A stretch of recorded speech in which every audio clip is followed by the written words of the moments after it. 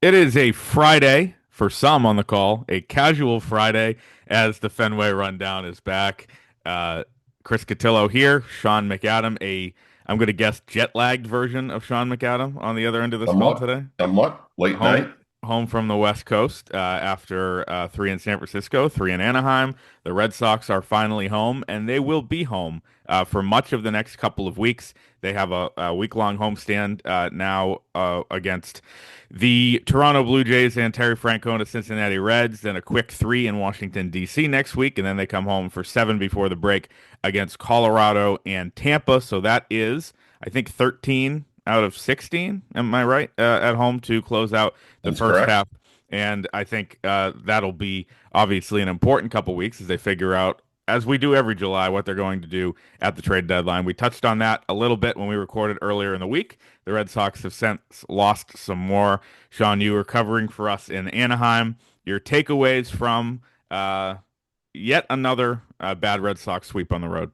Yeah, well, look, it began well enough, right? With a 3-1 start to the West Coast trip. On a week ago today, the Red Sox had to be feeling pretty good about where they were.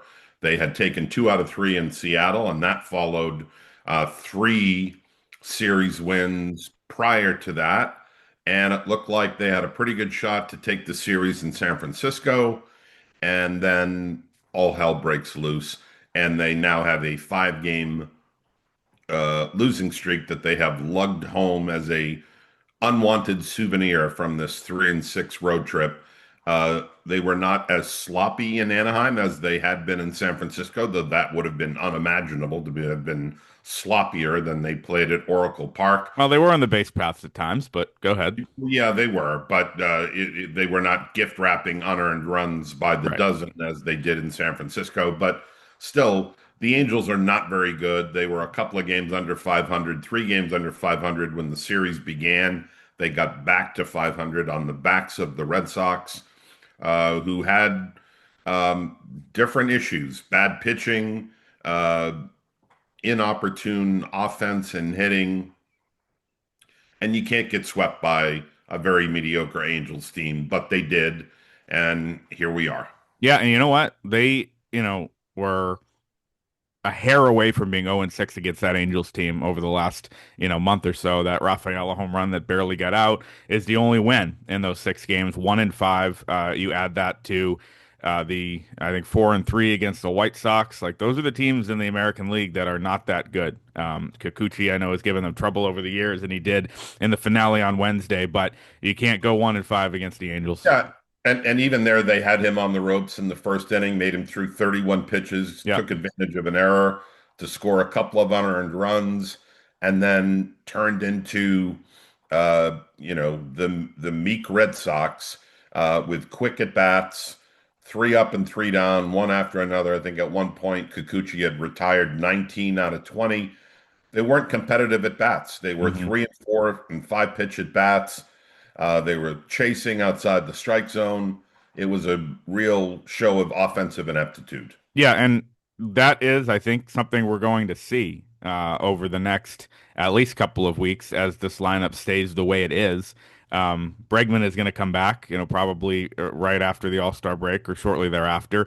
Yoshida is going to come back. People are kind of thinking about these guys as Maris and Mantle coming back. Obviously, Bregman was excellent, and that's a big addition. Yoshida, pump the brakes a little bit. I don't think we know exactly, what we're going to get there. Um, Well, I but think but there's still what there's you can look still forward go to, ahead. though, are major league caliber at bats. Right.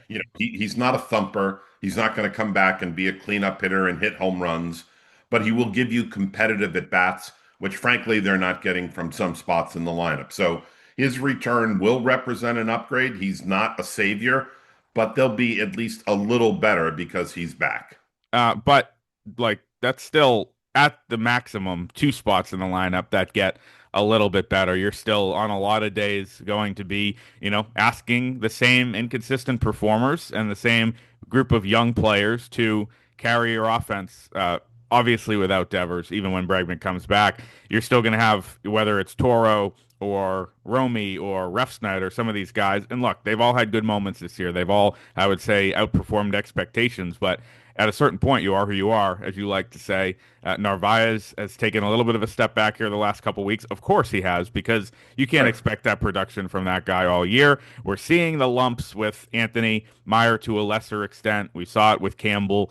Rafael is streaky, Story's streaky, and Duran's not produced. I mean, you could just go on and on and on. Who are you going to hang your hat on offensively other than Yeah, well, Bregman? I think Dave O'Brien, the Nesson play-by-play man, hit the nail on the head over the series in Anaheim when he said, "There's nobody in this lineup who scares you," and that's true. With Devers gone, I think Bregman changes that when he comes back. But even then, Bregman is not a necessarily a 35 to 40 home run guy who's going to knock in 100 runs. He is, without question, being missed, and his return will be welcome. Yeah, But he's the closest they have to a guy that makes the other team think. right. And until he gets back, they don't have one of those guys. And you look at again the beginning of the season, and I think it's always important to. I mean, we could talk about, and we have at length and too much probably on this pod about how we got from point A to point B. But in the beginning of the season, three very key pieces. We're not even talking about Bregman because he will be back, but three pieces of the puzzle that were really expected to be big parts of the offense: Devers, Costas, and Campbell. Devers is gone. Costas is out for the year. Campbell's at AAA for the foreseeable future. You add the fact that Bregman is not on the team right now, and that's half the lineup is obviously no longer in the mix. And I think when you know they thought they could maybe sustain missing Costas production, but once you get rid of Devers, that becomes even more. Not that he was performing, and I know it was a while ago now, almost 2 months since he got hurt, but you miss it even more because, maybe if he was having a good year and he was slugging and all that, you could say, all right, well, this kid's taking the leap and he can, take that spot and take the mantle and take that responsibility from Rafi.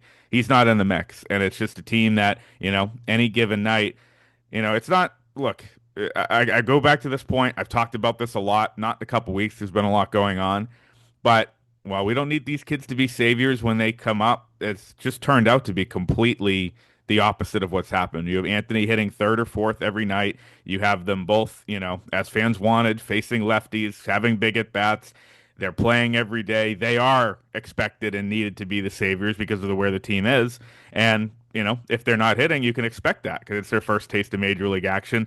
This is not the environment they wanted to bring him up in. And it's not, I think the responsibility they wanted. They wanted them to be, the 7 and 8 hitters on a good team. But the deck of cards has fallen so quickly that they're forced into, the lineups that they've had. And the only way to get out of it is to hit their way out of it. And when that'll happen, I'm not sure.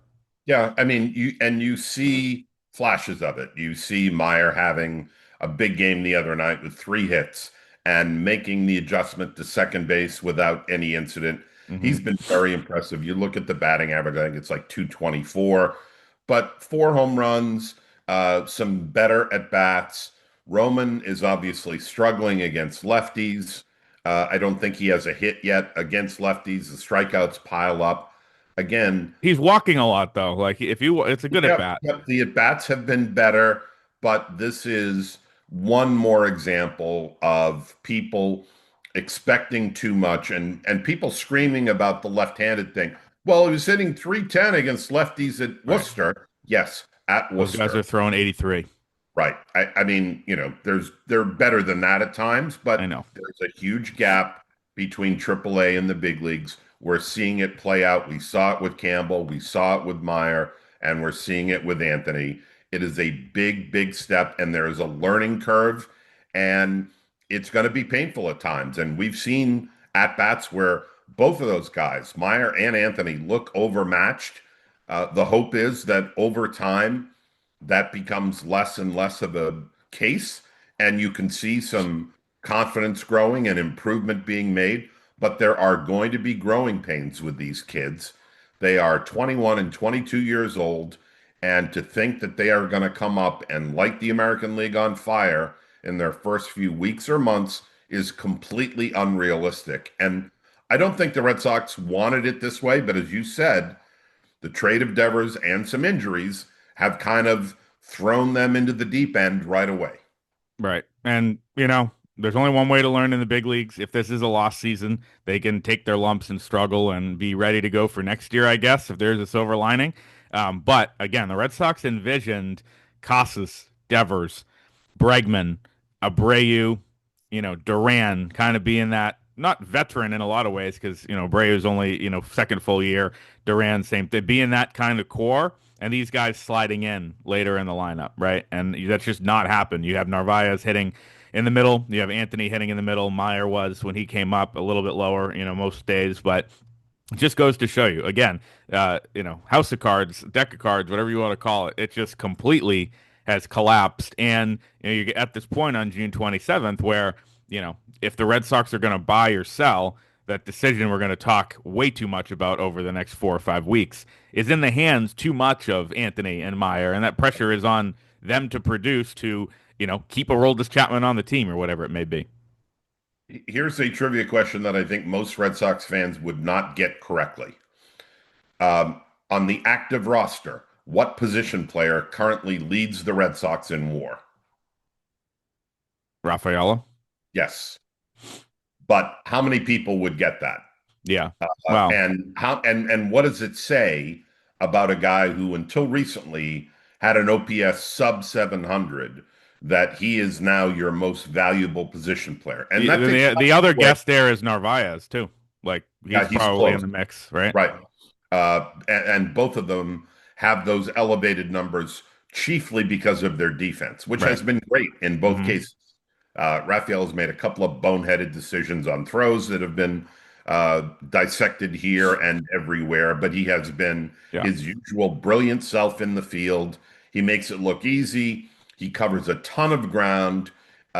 It's clear now that I was right and you were wrong about Rafaela, but that's not something we need to discuss right now. Swing and miss is still too it's too He much is to be now, a good big leaguer. Go ahead. he's finding himself offensively. There's a little bit of pop there. He's getting to pull the ball as the Red Sox want, but it's an indictment of that roster that a guy in his second year who is still learning and still inconsistent has the highest WAR of any position player on the active roster.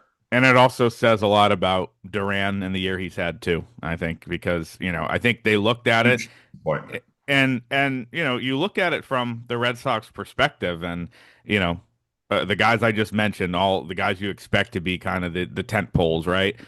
They couldn't have, we don't need to rehash the Devers thing for the 800th time, but I don't think they went into spring training think there was any chance in hell they would ever trade him in June. Things went off the rails fast. A season-ending injury to Casas, you can't ever predict that.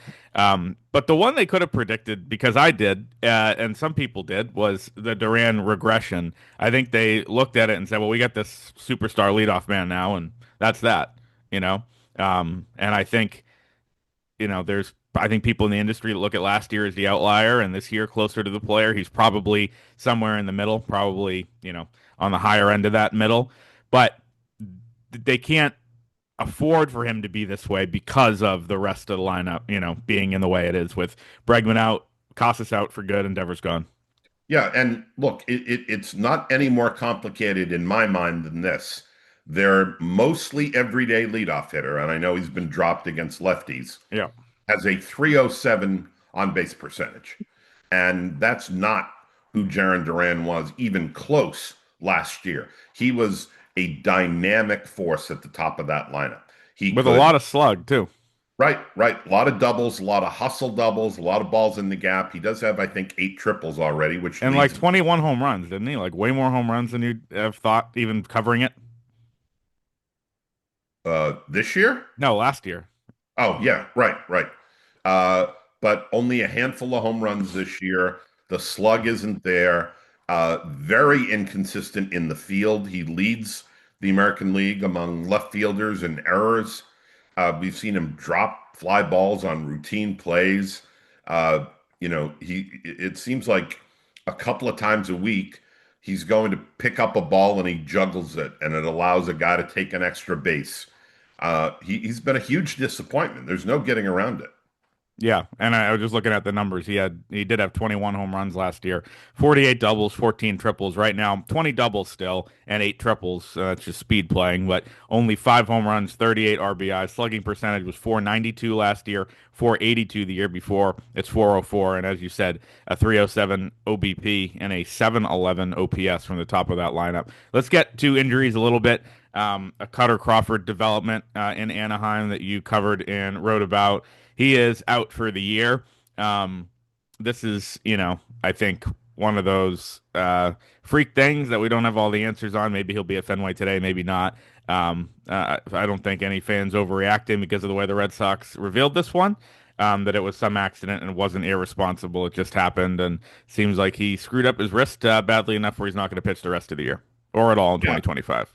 Yeah, and one more, as Alex Cora said the other day in Anaheim, one more dent to their starting pitching depth, which was which was sufficient enough in April for them to trade Quinn Priester away, a move that may come back to haunt the Red Sox and When Craig is Breslow. the 6-man rotation going to be installed that we talked about in January? Yeah, well, they are having a hard time stitching together five, never mind six, because Yeah. of injuries to Fitz. He's back. Dobbins won't be out long, we don't think. Hauk is on a rehab, but does not look good. He's had two disastrous outings for Worcester. So all of a sudden, the embarrassment of riches they had with their starting pitching has disappeared. And if you were hoping that Crawford was going to be a second half contributor, that's now gone. The knee injury, which had sidelined him, was getting better, ironically, but this off field thing with his wrist has probably, Alex Cora wasn't definitive ruling them out. It's hard to think that someone having surgery in late June on a wrist is going to be able to compete at the big league level at all. So I think it is accurate to say he will not be back. Look, he's not a Cy Young Award winner, but this guy led them in starts and innings pitched last year, and now he will not throw pitch one in 2025. That's a loss. Yeah, I mean, I'll bang the drum on this that I think he's a little underrated and I think he's a little bit forgotten in the shuffle. Last year for a while, it was him and Hauk as the big breakout stars. He had that period just about this time last year where he gave up like a ton of home runs, like 4 or 5 a game in 3 or 4 starts. That kind of ruined his season. But he's a guy that is going to give you a competitive outing most days, and a guy who, the numbers are what they are. 33 starts, 183 and 2/3 innings. Let's go back and just look at, the last 2 years. He's given the Red Sox 313 innings with a 4.23 ERA, and a 4.31 FIP. I mean, that would be like your second best performer in this rotation this year, or your third, right? Like you can, maybe say, the balance of Bayo or the balance of Giolito or Dobbins, right? They're all kind of in that range in total. As you said, is he an ace? No, but is he a guy that I think people too quickly forgot about? Yeah. And, a guy that people were quick to say, "Oh, well, they have Walker Buehler, so let's put Kutter Crawford, in the bullpen." I'd rather have Crawford in the rotation than Buehler. I think that's obvious now. So I think that loss that we just kind of have, well, he'll come back at some point, and it's Kutter Crawford, right? But I think it has mattered a little more than maybe people have realized. Yeah, I mean, he may not be any better than a good number four, but when you have to stitch together a rotation and when you are turning to guys who haven't pitched in the big leagues like Dobbins or a guy like Fitz who only has 10 career starts, Right. you do miss the innings eating ability of the guy. 183 innings is no joke. Yeah. And that's what he had last year. And he took the ball every 5 days. And yeah, he had that stretch in the middle of the year where the homers were killing him. But for the most part, you could expect him to give you 5 or 6 innings on a regular basis. And how many of the Red Sox starters can you say that about right now? Yep, and there's a case to be made in the next couple weeks that if Bueller does get demoted or whatever it is, moved, I don't know exactly how that would kind of emerge. You could be looking at, a pretty young rotation. I think we think Crochet's older than he is because of how he's performed and kind of how he acts. Still 25, 26, and this is his second year of starting. You then throw Fitz, Dobbins, and eventually Kyle Harrison into the mix, and it's suddenly a younger group. Bayo's not that old, obviously. So yes, I will never ever have a six-man rotation conversation heading into a spring training or heading into a season on this show again because think about Sean Newcomb made the team.